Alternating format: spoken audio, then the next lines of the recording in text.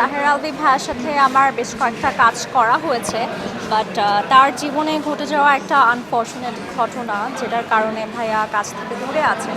আমি সিম্পাথাইজ করি তার এই সিচুয়েশনের সাথে। আমি আশা করি সে খুব দ্রুত কাজে ব্যাক করবে। সহকর্মী হিসেবে জাহের আলভী বা ইকরা আপু, তিথি আপু সবার সাথে আমার একটা বন্ধুত্বপূর্ণ সম্পর্ক ছিল।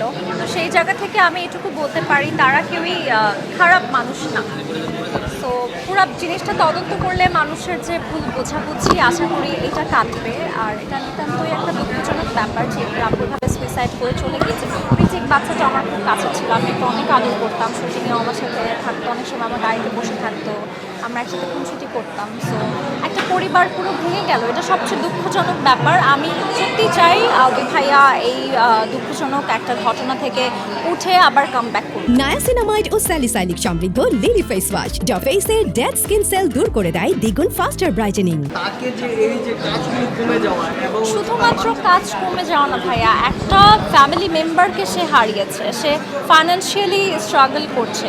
একটা মানুষ জেলে যাওয়া, তার পেছনে মামলা হওয়া, এটা যে কত বড় ট্রমাটাইজিং একটা ব্যাপার। আমি আশা করি সে মানসিকভাবে ভালো থাকুক, এটা কাটিয়ে উঠুক। তার বউ হারানোর বেদনা বা তার বাচ্চাটাকে এতদিন দেখতে পারছে না, তার জেলে যাওয়া, সব কিছু মিলিয়ে তো মেন্টালি ট্রমাটাইজ থাকা উচিত। আমি চাই সে মেন্টালি বেটার করুক, কাজে ফেরত আসুক, ওভারঅল সব কিছু ঠিক হয়ে যাক। তারপরও যে ক্ষতিটা সে ফেস করেছে সেটা আসলে অপূরণীয়। তারপরও আমি তার জন্য উইশ করি।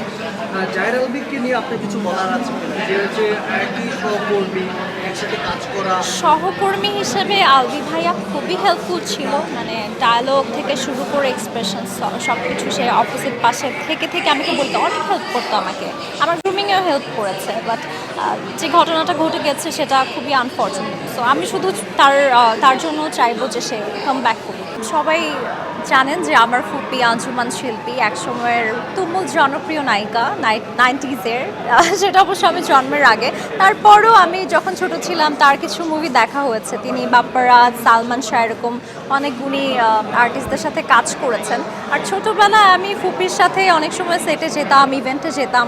সেই জায়গাটা থেকেই কিন্তু আমার মিডিয়াতে কাজ করার জার্নিটা শুরু করার একটা প্রয়াস ঘটে।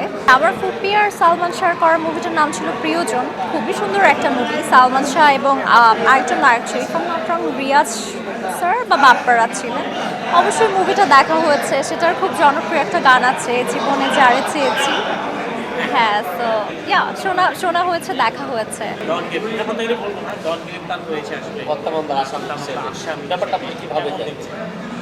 এত বছর পর একটা হত্যাকাণ্ডের বিচার হচ্ছে, এটাই প্রুফ করে দেয় যে আমাদের দেশে এখনও আইন শৃঙ্খলা বাহিনী যথার্থ কাজ করছে। এটা খুব ভালো একটা দিক। বাট এটাকে আদৌ হত্যাকাণ্ড ছিল নাকি সুইসাইড ছিল আমি জানি না, তবে এটার পূর্ণাঙ্গ একটা তদন্ত হওয়া উচিত বলে আমি মনে করি। নায়াসিনামাইড ও স্যালিসাইলিক সমৃদ্ধ লিলি ফেস ওয়াশ যা ফেসের ডেড স্কিন সেল দূর করে দেয় দ্বিগুণ ফাস্টার ব্রাইটেনিং।